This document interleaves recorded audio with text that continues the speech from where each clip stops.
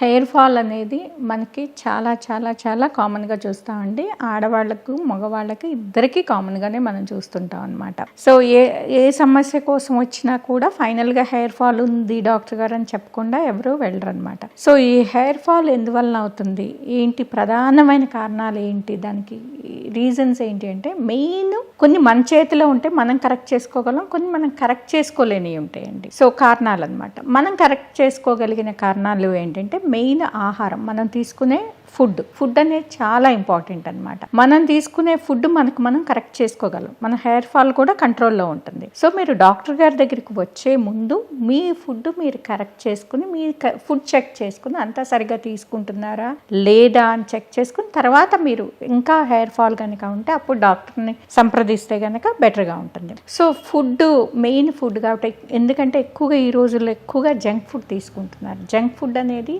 మనకి మెయిన్ కారణం అవుతుంది అనమాట. ఎక్కువగా అందరూ బయట ఆహారం ఎక్కువగా తీసుకోవడము, ఇంట్లో వండటం అనేది తగ్గించేస్తున్నారు.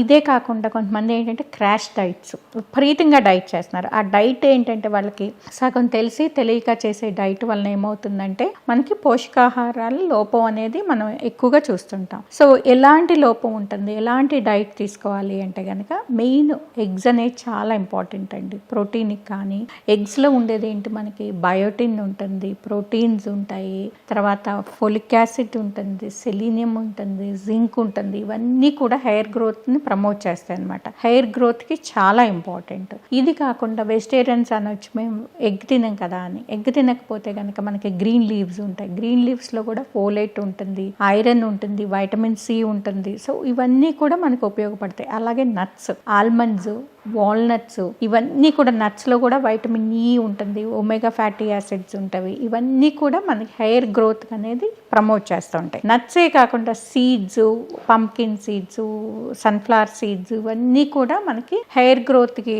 Omega fatty acids, vitamin E ఇవన్నీ ఉంటాయి కాబట్టి మనకి ప్రమోట్ చేస్తాయి అన్నమాట. హెయిర్ హెల్తీగా ఉండడానికి ఉపయోగపడతాయి అన్నమాట. సో ఇవి కాకుండా గ్రీన్ లీవ్స్, ఇవి కాకుండా మనకి ఇంకా చాలా రకాలైన ఆహారం, వీటిలో చాలా మార్పులు తెచ్చుకుంటే కనుక essential omega fatty acids, vitamins, తర్వాత మినరల్స్, ఈ ప్రోటీన్, ఈ రిచ్ ఫుడ్ అంతా తీసుకోవడం వల్ల ఏంటంటే fresh seasonal vegetables, fresh seasonal fruits, ఇవి ఆహారంలో ముఖ్య భాగం చేసుకుని, అలాగే పప్పు ధాన్యాలు, ఫిష్, ఎగ్, ఇవన్నీ కూడా ఆహారంలో తీసుకుంటే కనుక డెఫినెట్గా మనకి పోషకాహార లోపం అనేది ఉండకుండా ఉండడానికి అవసరం ఉంటుంది అనమాట. ఇది కాకుండా ఇంకా ఏంటంటే మెయిన్ స్లీప్.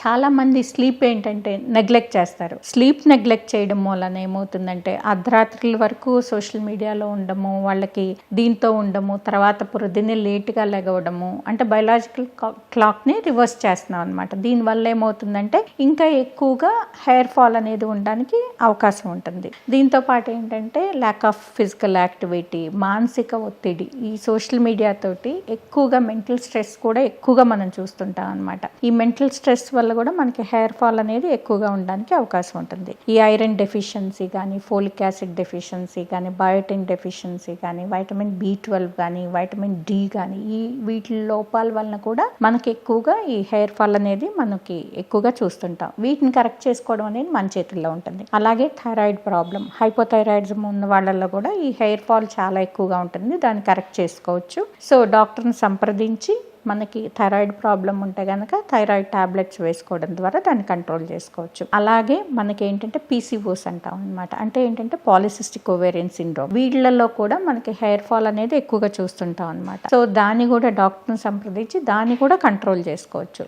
ఫిజికల్ యాక్టివిటీ ద్వారా, కొన్ని రకాలైన మెడికేషన్ ద్వారా దాన్ని కంట్రోల్ చేసుకోవచ్చు. అలాగే కొంతమంది కొన్ని రకాలైన మెడిసిన్స్ వాడుతుంటారు, డిప్రెషన్కి వాడుతుంటారు.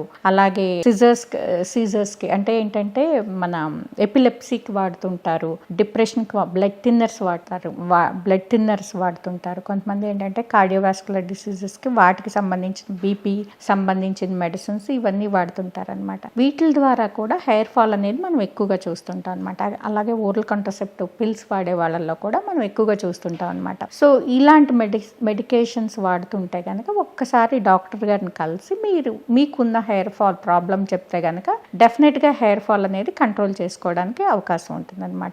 ఇవి కాకుండా ఇవన్నీ మనం కంట్రోల్ చేసుకోగలిగినవి, మన చేతుల్లో ఉన్నవి కొన్ని, కంట్రోల్ చేసుకోగలిగినవి కొన్ని కంట్రోల్ చేయలేనివి ఉంటాయి. అవి ఏంటంటే జీన్స్, హెరిడిటరీ, అది మన చేతుల్లో ఉండదు. సో హెరిడిటరీగా కొంతమందికి ఏంటంటే హెయిర్ ఫాల్ చాలా ఎక్కువగా మనం చూస్తాం. థిన్నింగ్ ఎక్కువ ఉంటుంది, కొంతమందికి పల్చగా ఉంటుంది, హెయిర్ అనేది పల్చగా ఉంటుంది, కొంతమంది షార్ట్గా ఉంటుంది. జెనెటిక్, చాలా మంది మోసపోతుంటారు అనమాట. ఆ క్లినిక్కి వెళ్తే మనకి హెయిర్ బాగా గ్రోత్ ఉంటుందని, లేదంటే ఈ హెయిర్ క్లినిక్కి వెళ్తే మంచి హెయిర్ లాంగ్ అయిపోతుంది అని, అలా ఒత్తుగా అయిపోతుంది అని అనుకుంటుంటారు అనమాట. అలాంటివి ఏమి ఉండదండి. అలాంటి ట్రీట్మెంట్లు కనుక ఉంటే జుట్టు పెరుగుదల అంటే లాంగ్గా అవుతుంది అనే పెరుగుదల. అందరికీ లాంగ్ హెయిర్ ఇష్టమే కదా, ప్రతి ఒక్కరికి లాంగ్ హెయిరే ఉంటుంది కదా. సో అలాంటిది ఉండదు. మన జెనెటికల్గా మనకి ఎంత ఉందో అంతే ఉంటుంది. ఈ పలానా ట్రీట్మెంట్ తీసుకోవడం మూలన, లేదంటే పలానా టాబ్లెట్ వాడడం మూలన మనకి హెయిర్ లాంగ్గా అయిపోతుంది అని చెప్తే అది అబద్ధం అనమాట. సో మన జీన్స్ అనేవి మనని డిసైడ్ చేస్తాయి. అలాగే any fungal infections the scalp అనమాట. స్కాల్ప్ మీద ఏదైనా ఫంగల్ ఇన్ఫెక్షన్స్ ఉన్నా, ఏదైనా డాండ్రఫ్ లాంటిది ఎక్కువగా ఉన్నా హెయిర్ ఫాల్ ఉండడానికి అవకాశం ఉంటుంది అనమాట. సో డాక్టర్ని సంప్రదించి దాన్ని కనుక ట్రీట్మెంట్ తీసుకుంటే కనుక హెయిర్ ఫాల్ని కంట్రోల్ చేయొచ్చు. అలాగే ఇంకా వేరే రకాల కారణాలు ఏంటంటే మనకి అలోపేషియా, ఆటో ఇమ్యూన్ అంటాం, అలోపేషియా ఏరియేటా అనమాట. అది ఆటో ఇమ్యూన్. సో అదేంటంటే రౌండ్ ప్యాచెస్ లాగా మనకి స్కాల్ప్ లో కనిపిస్తూ ఉంటుంది అనమాట. దాని వలన కూడా ఈ హెయిర్ ఫాల్ ఎక్కువగా ఉంటుంది. అలా కాకుండా మనం చేసే హ్యాండ్లింగ్, హెయిర్ హ్యాండ్లింగ్ ఎక్కువగా ఈ బ్లో డ్రైలు, హీట్ అనమాట, హీట్ కి ఎక్స్పోజ్ చేయడం, బ్లో డ్రైలు, ఐరనింగ్లు, ఇలాంటివన్నీ చేయడం వల్ల, పర్మనెంట్ హెయిర్ స్ట్రైట్నింగ్లు, బొటాక్స్ ట్రీట్మెంట్ అని, హెయిర్ బొటాక్స్ అని, ఇలాంటివన్నీ చేయడం ద్వారా ఏంటంటే అన్నెసరీగా కెమికల్స్ కి ఎక్స్పోజ్ అయ్యి హెయిర్ ని ఎక్కువగా మనం డ్యామేజ్ చేస్తాం అనమాట. హెయిర్ డ్యామేజ్ ఎక్కువగా జరుగుతుంటుంది. అలాగే చాలా మంది ఏంటంటే హార్ష్ షాంపూస్ వాడుతుంటారు. హార్ష్ షాంపూస్, ప్రతిరోజు హార్ష్ షాంపూస్ తో తలస్నానం చేయడం వల్ల కూడా, వాళ్ళు బ్లో డ్రై చేయడం వల్ల కూడా ఈ హెయిర్ ఫాల్ అనేది మనం ఎక్కువగా చూస్తుంటాం అనమాట. సో ఇన్ని రీజన్స్, ఇవన్నీ మనం చేతుల ద్వారా మనం చేసుకుంటున్నాం అనమాట. అలా కొంతమంది తలస్నానం చేయగానే హెయిర్ దువ్వేస్తుంటారు. ఇది కూడా బ్యాడ్ అనమాట. సో ఎయిర్ డ్రై చేసుకుని డ్రై హెయిర్ మీద తలదూకోవాలి. అది కూడా వైడ్, బాగా వెడల్పాటి పళ్ళున్న దువ్వెంతోనే మనం దువ్వుకోవాలన్నమాట. అలా కాకుండా చేస్తే కనుక హెయిర్ డ్యామేజ్ అవ్వడానికి ఎక్కువగా అవకాశం ఉంటుంది. ఈ రకరకాల కారణాలు ఉన్నాయి కాబట్టి హెయిర్ కి మనం వాడే షాంపూల దగ్గర నుంచి, తినే ఆహారం దగ్గర నుంచి, తీసుకునే వాటర్ వరకు కూడా జాగ్రత్తగా ఉండాలి. హెయిర్ ఫాల్ కి, హెయిర్ హెల్దీగా ఉండడానికి వాటర్ ఇంటేక్ కూడా చాలా ఇంపార్టెంట్. ప్రతిరోజు minimum 3 to 4 litres of water through out the day, ఒకేసారి తాక్కోకుండా త్రూ అవుట్ ద డే తీసుకుంటా ఉంటుంటే హెయిర్ హైడ్రేట్ అవ్వడానికి అవకాశం ఉంటుంది. అలాగే వీటితో పాటు ఏంటంటే మనకు ఆల్రెడీ డ్యామేజ్ అండ్ మనకు ఆల్రెడీ హెయిర్ ఫాల్ ఉంది, హెరిడిటరీగా కానీ, జెనెటిక్గా కానీ, దేనివల్ల కానీ ఎలాంటి ట్రీట్మెంట్లు తీసుకోవచ్చు అంటే, మెయిన్ ఫస్ట్ ఏంటంటే మెడికల్ ట్రీట్మెంట్లో రకరకాల సీరమ్స్ ఉంటాయి, మినాక్సిడిల్ ఉంటుంది, హెయిర్ వైటమిన్స్ ఉంటాయి, బయోటిన్ ఉంటుంది. సప్లిమెంట్స్ తీసుకోవడం ద్వారా కొంతవరకు హెయిర్ ఫాల్ ని కంట్రోల్ చేయొచ్చు అనమాట, in case of any dietary ఇది ఉంటే కనుక. అలా కాకుండా ఇంకా హెయిర్ ఫాల్ వస్తూ ఉంటే కనుక మనం పిఆర్పి అనేది ఒకటి ఉంటుంది. పిఆర్పి అంటే ఏంటంటే ప్లేట్లెట్ రిచ్ ప్లాస్మా అనమాట. అంటే మన బ్లడ్లో మన 10 ml బ్లడ్ తీసి దాన్ని సెంట్రిఫ్యూజ్ చేసి ప్లేట్లెట్స్ ని కాన్సన్ట్రేట్ చేసి ఆ ప్లేట్లెట్స్ ని స్కాల్ప్ కి గ్రోత్ ఫ్యాక్టర్ ని కలిపి స్కాల్ప్ కి ఇంజెక్ట్ చేయడం ద్వారా హెయిర్ ని స్టిమ్యులేట్ చేయొచ్చు, హెయిర్ గ్రోత్ ని స్టిమ్యులేట్ చేయొచ్చు అనమాట. ఇది ఒక ట్రీట్మెంట్. ఇంకా మెడికల్ గా హెయిర్ ట్రీట్మెంట్ ఫెయిల్ అయితే కనుక ఇలాంటి పిఆర్పి లాంటి సొల్యూషన్స్ ద్వారా మనం హెయిర్ గ్రోత్ ని ప్రమోట్ చేసుకోవచ్చు. అలాగే దీంతో పాటు ఏంటంటే ఇప్పుడు హెయిర్ లేజర్ కూమ్స్ వచ్చినాయి అనమాట.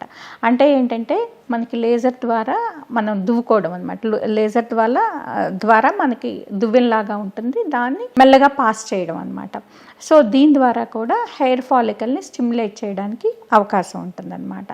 వీటితో పాటు ఏంటంటే ఇంకా ఎక్కువగా బాగా బట్టతల ఉన్న వాళ్ళకి, వీళ్ళకి ఏంటంటే హెయిర్ ట్రాన్స్ప్లాంట్ వచ్చి మంచి సొల్యూషన్ అనమాట. చాలా మందికి ఫీమేల్లో కూడా ముందంతా బట్టతల్లో రావడానికి అవకాశం ఉంటుంది అనమాట. చాలా మందిలో చూస్తుంటాం. మేల్లో అయితే బట్టతలు చాలా కామన్గా ఉంటుంది. ఆల్రెడీ బట్టతలు ఉన్న వాళ్ళకి ఈ హెయిర్ ట్రాన్స్ప్లాంట్ ద్వారా ఏంటంటే మనం వెనకమాల ఉన్న హెయిర్ని తీసి ముందు ప్లాంట్ చేయడం ద్వారా ఆ బట్టతలు అనేది కవర్ అవడానికి అవకాశం ఉంటుంది. బట్టతలు కవర్ అవడంతో సర్జరీతో పాటు మనం మెడికల్ ట్రీట్మెంట్ కూడా కంబైన్ చేస్తే గనక హెయిర్ ఫాల్ అనేది చాలా వరకు మనకి కంట్రోల్లో ఉంటుంది, మనం ట్రీట్ చేయొచ్చు. అలాగే న్యాచురల్ మెథడ్స్ ఏంటంటే మనకి ఈ మందార పూలు, అలాగే బ్రహ్మి అనే ఆయుర్వేదిక్ హర్బ్ ఉంటుందండి. అదేం చేస్తుందంటే మన ఎసిడిటీని ఆల్కలాయిడ్లో ఉండడం వల్ల ఏమవుతుందంటే ప్రోటీన్ని ప్రమోట్ చేస్తుంది అనమాట. దీని ద్వారా ఏంటంటే హెయిర్ ఫాల్ అనేది తగ్గడానికి అవకాశం ఉంటుంది అనమాట. సో ఇలాగ న్యాచురల్ గాను ట్రీట్మెంట్ గాను ఇలా అన్ని రకాలుగా తీసుకోవడం ద్వారా హెయిర్ ఫాల్ని కంట్రోల్ చేయొచ్చు.